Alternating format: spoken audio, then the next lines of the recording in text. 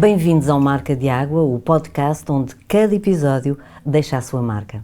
Hoje recebo uma escritora, argumentista e autora que se destaca claramente no audiovisual português. Patrícia Müller começou como jornalista, mas foi no guião que encontrou a sua casa. Escreve novelas, séries, filmes, com tempo ainda para os livros. Siga-nos nesta conversa sobre autoria, identidade e liberdade criativa. Olá, Patrícia. Olá. Muito bom ter-te aqui. Muito obrigada pelo convite. E pronto, tenho recebido aqui também realizadoras, autoras, e isso é muito importante. É muito importante para mim e fico muito contente. Já vamos tendo algumas autoras e queria saber, começaste no jornalismo, isto foi um caminho natural para a escrita ficção? Eu comecei no jornalismo e tirei um curso na Nova de Ciências da Comunicação. E quando comecei e dei os meus primeiros passos a trabalhar numa revista, a Elle, e eu fazia até muitas reportagens de sociedade, e a certa altura eu comecei a perceber que a realidade não faz sentido, ou seja, a realidade acontece, não é? São eventos, e muitas vezes nós não entendemos o porquê nem o fim daquilo, e é incontrolável. E a parte da ficção que muito mais me interessa é esta coisa de nós podermos pensar nos assuntos e dar-lhes um fim. Não é um fim moralista, mas acho muitas vezes um fim moral, e isso ajuda bastante, pelo menos para o meu entendimento do mundo. És tu que controlas? Sou eu que controlo, sou eu que decido, e mais do que isso, sou eu que posso partir de uma ficção e chegar ao outro lado para dizer mais coisas às pessoas do que apenas uma notícia. E eu sei que quando eu digo apenas uma notícia, não é apenas uma notícia, porque uma notícia vale muito. E nos dias de hoje, então, em que o jornalismo está muito posto à prova com fake news e com essas coisas todas, portanto, o jornalismo e os jornalistas revestem-se cada vez de maior importância.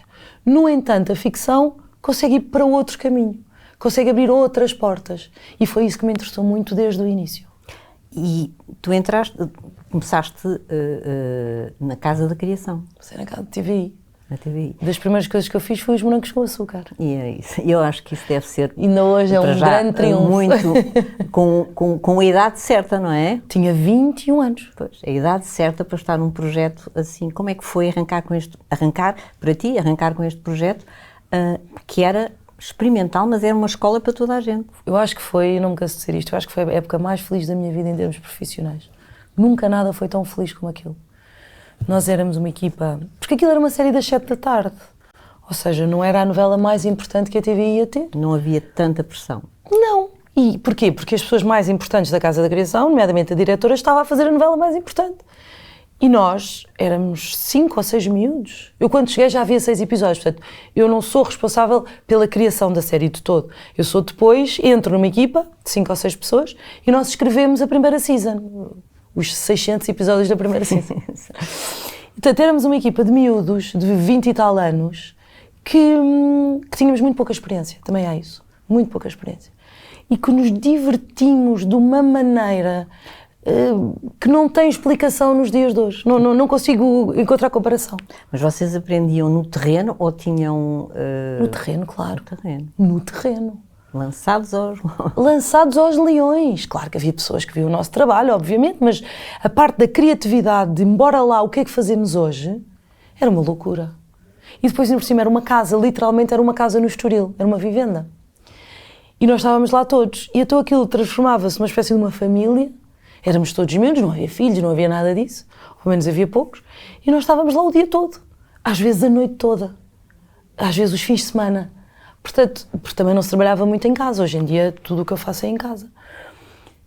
E foi um período de descoberta não só daquilo que eu queria ser, mas de como é que eu podia fazer aquilo que eu queria ser.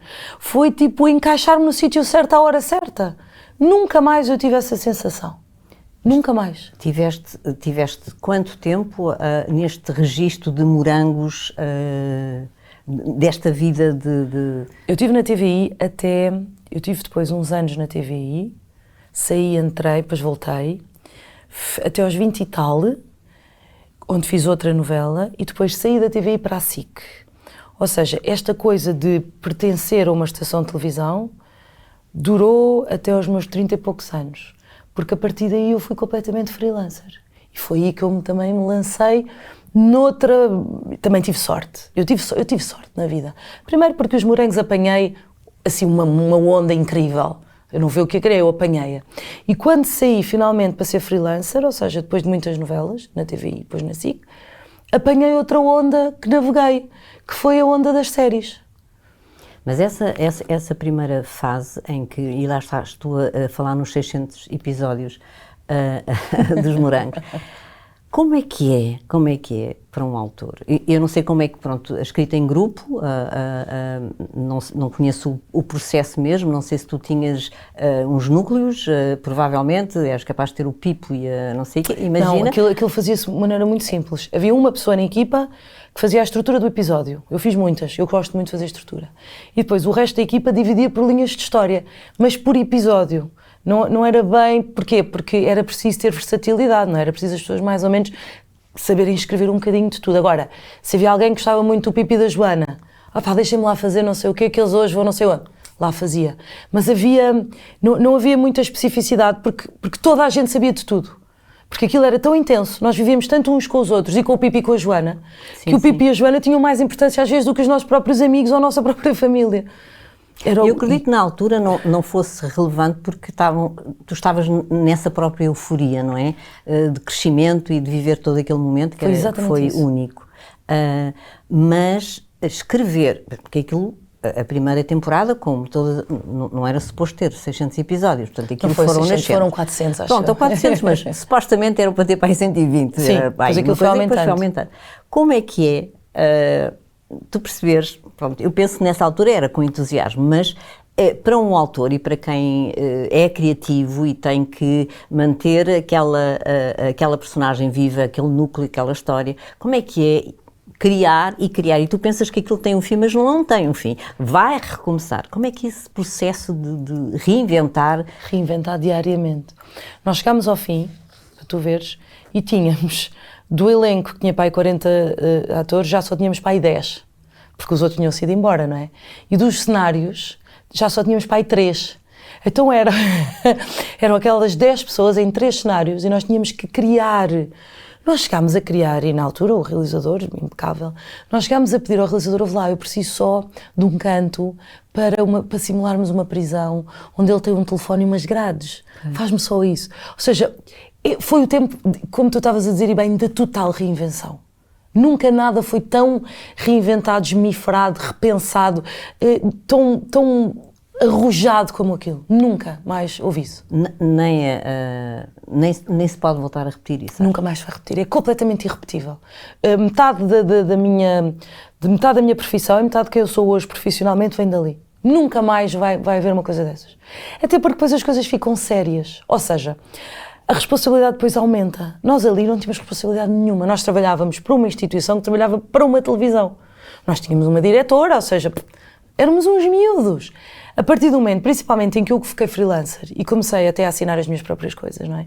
E comecei a contactar mais com os diretores das estações, com os produtores e não sei o quê, a responsabilidade é muito maior.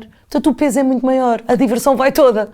A alegria pelo cano abaixo, não é? Portanto, esse tempo... foi tipo o melhor dos tempos, mesmo. Exato. E quando tu decides tornar-te freelancer, isso de facto tira um bocadinho o romantismo da coisa, não é?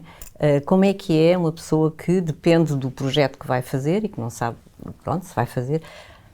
O processo era, eu tenho uma ideia e vou tentar vendê-la, ou...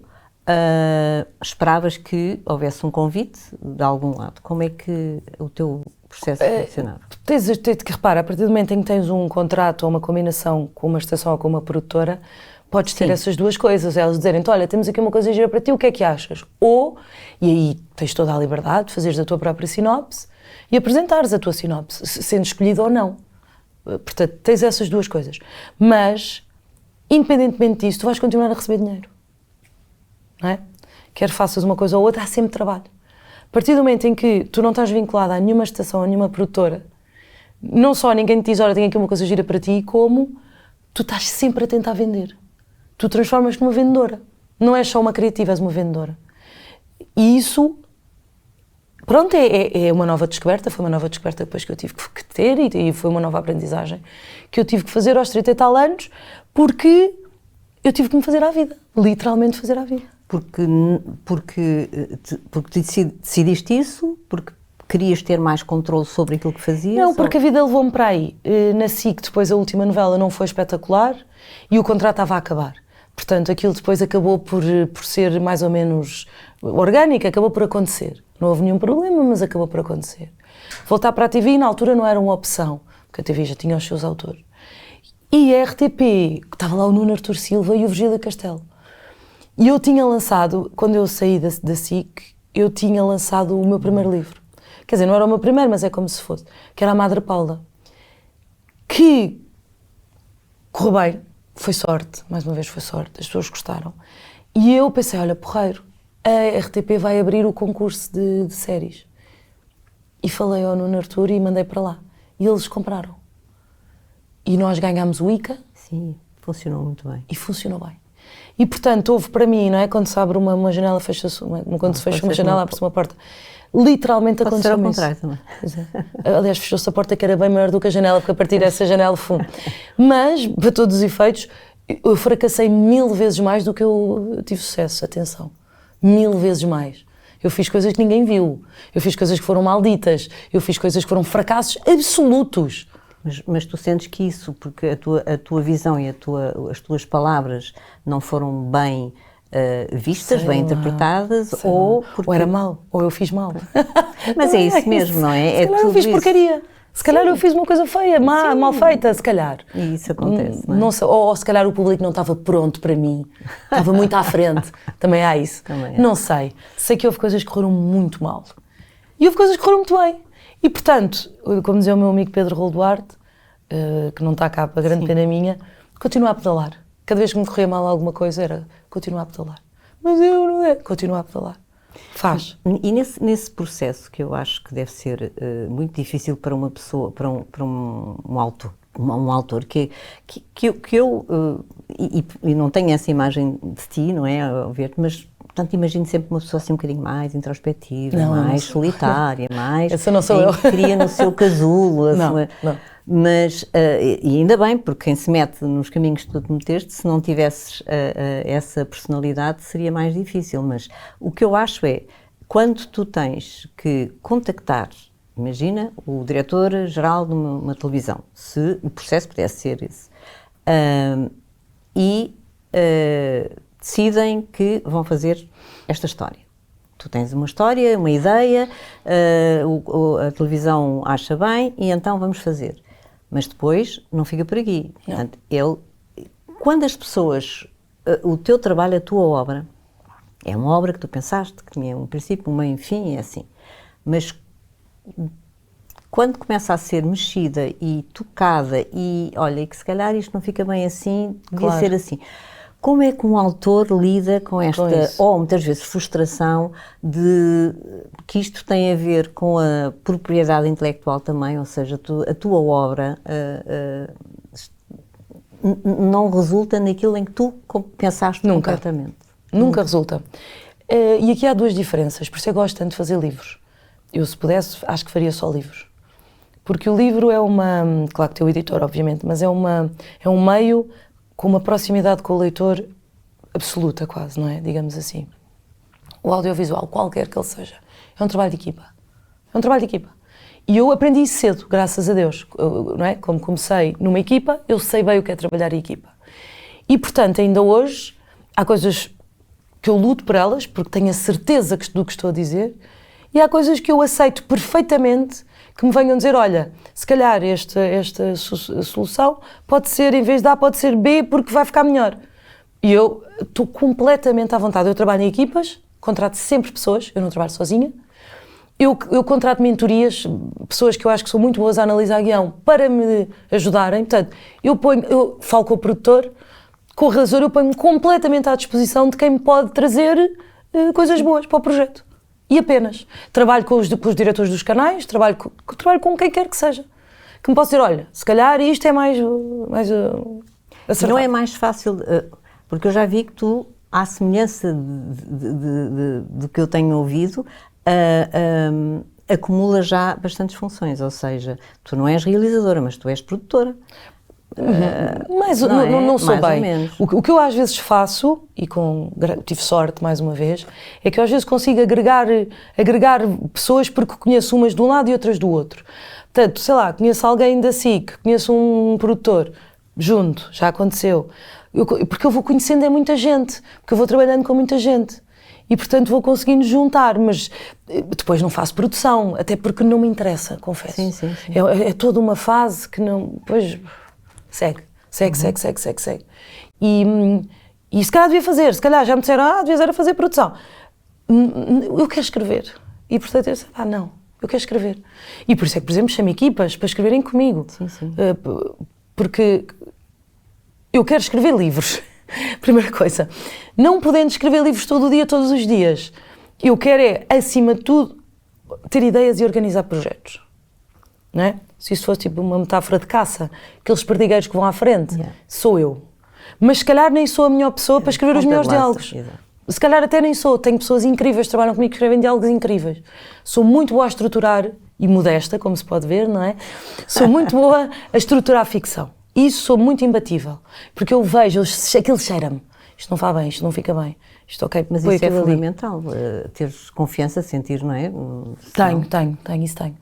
Nisso tenho porque eu leio tanto, eu vejo tantas coisas, eu trabalho tanto. Depois há isso. As pessoas esquecem-se que eu trabalho 12 horas por dia todos os dias. Mas é um método mesmo? Sempre, eu estou sempre a ler, eu estou sempre a escrever, eu estou sempre à procura de coisas. Ainda agora estava a vir para aqui e estava a ouvir o podcast do Sean Penn, que ele deu uma entrevista muito gira ao New York Times. E ele disse uma coisa incrível, porque estavam a comparar os filmes que ele faz móveis, ele é literalmente marceneiro, e a vertente política dele, que fez agora até o documentário fez o documentário do Zelensky. E ele diz, olha, as coisas até podem ser mais parecidas do que vocês julgam, porque no fim do dia é que martelo é que tu vais levantar. E eu sinto exatamente a mesma coisa.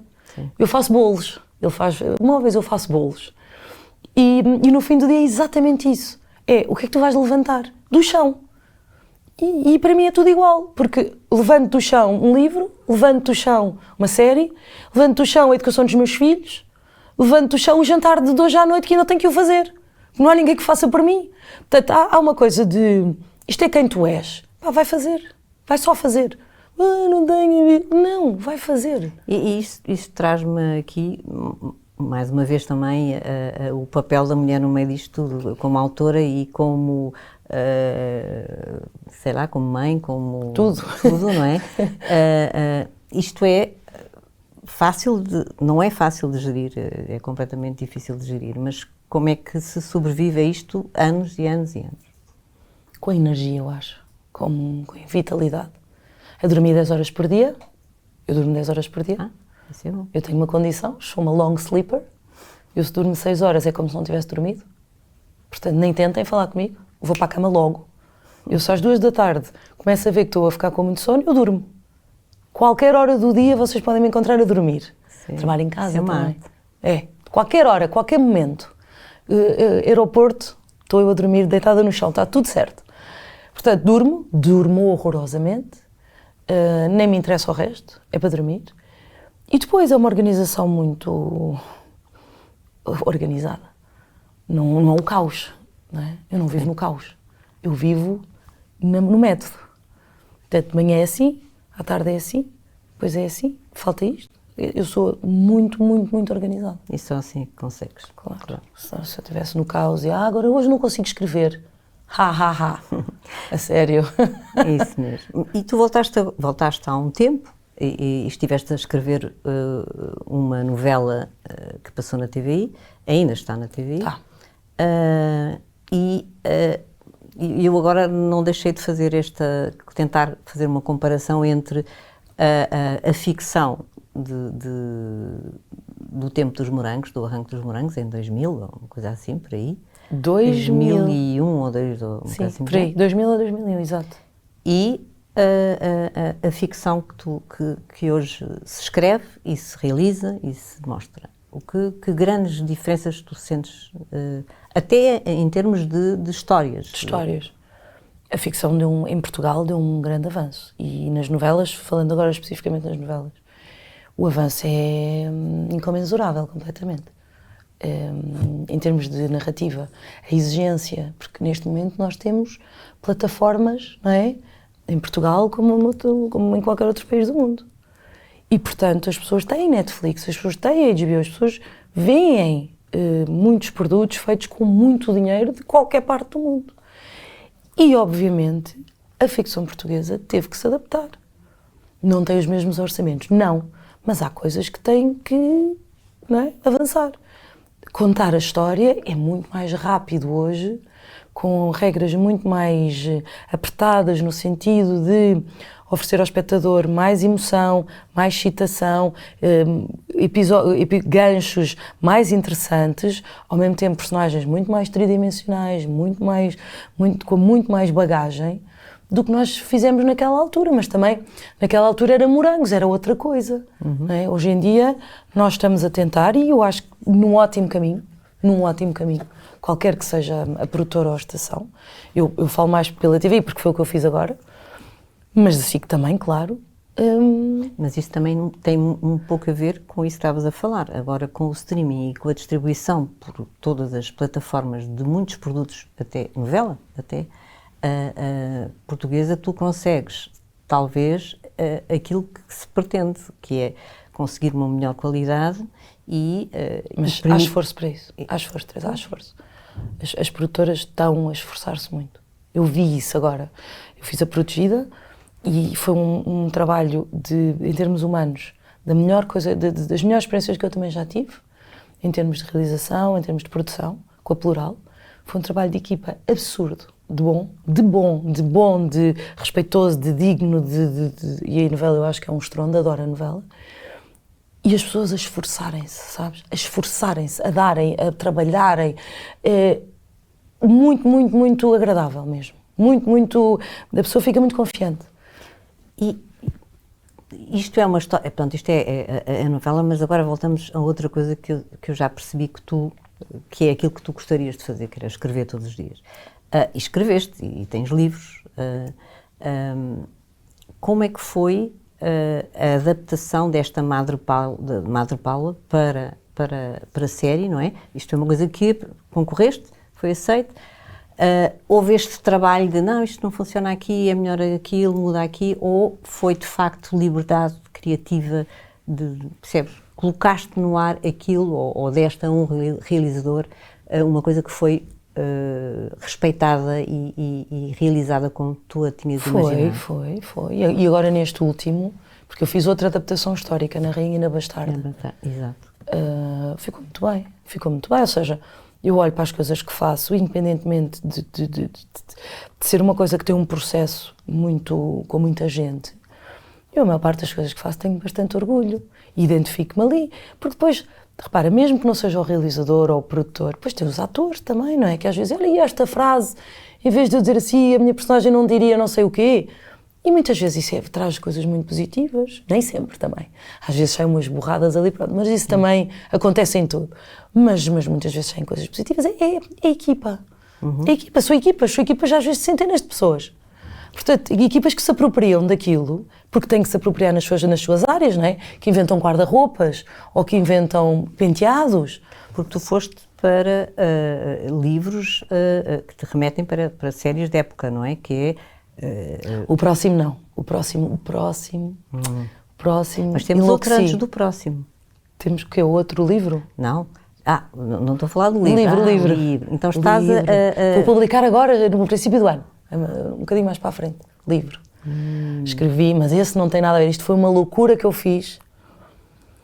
Que foi isto completamente contemporâneo. Isto por causa das histórias que tu estavas-me a dizer. Este não é nada histórico. Tem a ver com conversas com amigas ao longo dos últimos anos sobre o comportamento masculino. E aquilo está... E dá um bom filme ou uma boa série? Não sei. Talvez, maybe. Não sei. Aquilo está tough. Está toughzão. E a propósito de tough, não é? Há pouco tempo estreou e passou num canal jornalista, na TVI, e está em streaming, está na Prime. Série Arquiteto. Exato. Foi tough? Tough, muito tough. Muito tough. Mas pronto, recuperar uma história que foi um escândalo brutal para quem viveu nessa altura, ali de perto, e eu lembro muito bem desse momento. Ir buscar esta história e trazê-la para os dias de hoje, esta nova geração provavelmente nem sequer sabia quem é que se tratava. Como é que foi este processo? Foi encomenda? Não, eu tenho esta história há anos e não estava a conseguir vendê-la sequer, ou seja, isto foi uma coisa que eu andava a vender com ele durante muito tempo. Isto não foi bem recuperar, isto veio, porquê? Isto veio depois de várias outras histórias que me contaram, ou ao mesmo tempo, de várias outras histórias que me contaram nos dias de hoje e de histórias que eu soube, sobre filmagens sem consentimento, ou pior ainda, ou igualmente mal, miúdos, principalmente miúdos, isso é que me machucou, digamos assim. Miúdas que mandavam fotografias aos namorados e que eles passavam isto para os amigos. E isto ser uma coisa normal, ou estar a normalizar, não é? Principalmente, mais uma vez, com os telemóveis e com os WhatsApps e com os Instagrams. É extremamente fácil hoje em dia. Aquilo que foi de alguma exigência, não é? Exato, técnica e logística, exato. Hoje em dia faz-se com um clique. E eu comecei a ver estas histórias também na escola do meu filho, uma história que aconteceu na minha altura na escola e várias outras histórias que me foram chegando e tudo isto fez aqui um clique, que é, isto não é, isto é reviver um fantasma, obviamente, coletivo português, mas não é reviver um fantasma coletivo português, só isso, porquê? Porque isto é trazer para agora um fenómeno que está 1000 vezes pior. Exatamente. É? E falar sobre ele. E dizer assim, ouçam, vocês vejam lá, tipo, eduquem as vossas filhas, eduquem os vossos filhos, porque isto não é fixe. Eu tenho recebido uma onda de amor incrível, também há algum ódio, verdade, mas eu tenho recebido uma onda de grande amor e tenho recebido mensagens de pessoas desconhecidas que me confessam que passaram pelo mesmo, que inclusivamente que pessoas cujos filhos se mataram por causa de histórias destas. Quer dizer, não dá, não vamos por aí. Isto é uma coisa muito, muito grave nos dias de hoje. Não é uma coisa de pouca importância. Mas, e agora só para, e acredito perfeitamente nisso, tu começaste por dizer que quando começaste a tua carreira era jornalista, mas que os factos, as notícias não diziam muito e que achavas que havia mais história para contar, não é? Aqui foste buscar, de facto, os factos, não é? E tirei daí. E tiraste daí. Sim, não é? Portanto, um pé na realidade. Eu tenho sempre um pé na realidade. Talvez tenha sido o meu início não é, de carreira e de estudo, tenha sido no jornalismo e, portanto, talvez isso tenha ficado. Mas eu tenho sempre um pé na realidade. E isso ajuda-me bastante como ponto de partida. Como ponto de partida para debater temas que me parecem... Eu tive outra série chamada Wanda, na SIC, agora está na Opto. E o Wanda foi uma série que correu bem em termos de lá fora, fomos a festivais e não sei o quê. E o Wanda eu tirei de uma notícia do Correio da Manhã, uma coisa assim pequena, que era uma senhora queridíssima, com quem eu depois fui ter com ela, ficámos amigas, uma maravilhosa, e que decidiu assaltar 13 bancos com uma pistola de plástico. E foi condenada a 17 anos de prisão, ou 15 anos de prisão. Quando só conseguiu roubar ao longo do ano e meio, para aí 15 mil euros. E porque em Portugal o crime contra o património é muito punido. E esta ideia de uma mulher sozinha, que não era toxicodependente, não estava a ser mandada por um homem, desesperada, ir assaltar bancos com uma pistola de plástico, ela tinha uma besnaga. Que pessoa maravilhosa é esta? Que pessoa maravilhosa é esta? Maravilhosa não é no sentido de boa pessoa, não é isso? Maravilhosa no sentido de bigger than life. Sim, sim. Não é? Que mulher é esta? A realidade traz-te ainda a inspiração para, não é? Exato. E é sempre a realidade que te leva a lá. E qual é a tua próxima história, aquela história que está aí a fervilhar? Tenho agora, nós Nós estamos sempre em concurso, não é? Sim, e tem sempre coisas que não podem contar. E temos sempre coisas que não podem. Não, por acaso não, estamos sempre em concursos. Então agora que fechei a novela e fechei o Autor Arquiteto já passou, vou eu para concurso outra vez. Vou eu começar a fazer sinopses novas e não sei o quê. Agora, por acaso, não posso contar muito, mas tive acesso. Pois eu tenho assim uns acessos também. Há pessoas que me mandam coisas. Tive acesso a um processo de tribunal que foi muito, muito importante em Portugal, que ainda está a ser. E que mete... Não vais dizer que mete um ex-primeiro-ministro e que... Mas eu tive acesso ao processo do Marquês, à Operação Marquês. Também tive. É muito confuso. Sim. As pessoas, eu precisava passar anos, ou seja, quando eu receber dinheiro suficiente para passar 3 anos a destrinçar esse processo, eu falo bem. Sim. Que isso era o meu sonho. Muito confuso, estive a ler aquilo é muita coisa. Não, este processo porquê? Porque depois há outra coisa aqui que é, eu nos livros trabalho para um nicho, mais nicho, mas na ficção eu trabalho para o público. Portanto, eu tenho que conseguir pôr-me na cabeça do público, não é? Que é o público da generalista, à partida, ou de um streaming, mas da generalista, e pensar o que é que eu posso dar ao público que seja uma coisa para os fazer pensar, não é? Mas que seja agradável deles verem e que não saia muito fora daquilo que eles estão habituados, que é uma ficção diária, mais melodramática. Portanto, nós temos que conciliar isto. E agora, este processo foi um processo que deu muito que falar e que houve umas pessoas mortas com isso e tudo, e que eu fui buscar e que já mandei vir uma data de livros americanos, porque isto está muito nos Estados Unidos, e estou a ver o que é que eu posso agora fazer para cá. Mas isto, as pessoas, por exemplo, as pessoas não têm noção da dificuldade e do tempo que me demora a pensar uma coisa destas. Isto são meses, às vezes anos. Portanto, o meu trabalho não são 6 episódios que as pessoas veem no ar. Sim, é uma maturação, é o pensamento. Anos. O que é que que recado é que tu serias capaz de dar a uma mini Patrícia Muller? Não desistas. Pedala. Pedala. Pedala. Como o Pedro Robular disse. Pedala. Eu que diria a todos, pedalem. Não desistam. Se acham mesmo que tem alguma coisa cá dentro que vos impele a fazer isto, não é? Que vos diz, isto tu sabes fazer, é isto que tu és. Os meus filhos, às vezes, eu estou a falar alto, sozinha. Um péssimo hábito, mas estou tipo na ficção. Estou os 3 assim sentados a olhar para mim, olhar ela outra vez a falar sozinha, eu estou no diálogo. Metade do tempo eu não vivo cá, não é? Metade do tempo eu vivo com pessoas que não existem. Isso é horrível, complicado. Uma esquizofrenia do raio. É horrível. O não sei quê, o não sei quem, o quem. Não existe, ele não existe. Como é o próprio ator que tem essa questão também, quando vive não é, muito tempo com uma personagem, tu vives com todas. Vivo com todas e eu não os vejo. Há pessoas que têm tipo imagens, eu ouço vozes, esquizofrénica, absurdo. eu ouço a voz daquela personagem a dizer-me, não, mas eu não faria isso. O que é que eu faria? Quem é que eu sou? Portanto, eu estou o tempo todo nisto. Ou seja, pedalem sabendo que isto é um esforço abismal e que vocês vão se dar mal 1000 vezes para se darem bem 3. Portanto, se valer a pena e se no fim de tudo acharem que os vossos fracassos, que as vossas frustrações, que não conseguirem vender nada, que não conseguirem fazer nada do que querem, compensa, então vocês estão no sítio certo. Olha, e que marca d'água é que tu gostarias de deixar no audiovisual? Marca d'água, como assim? Marca d'água, que assinatura, que... Estás a perceber ou não? Marca de água. Uma assinatura. Qual é a assinatura que tu querias? Olha, como é que tu gostavas de ser lembrada? Pronto, isso é na horrível. Lápide. Não seria, por isso é que eu digo. Na lápide do audiovisual. Na lápide do audiovisual, sim. Como é que eu gostaria de ser lembrada? Sim. Isso é uma ótima pergunta, nunca ninguém me fez. Que marca é que tu gostavas de deixar? Pois, é uma boa pergunta, nunca ninguém me fez. Que marca?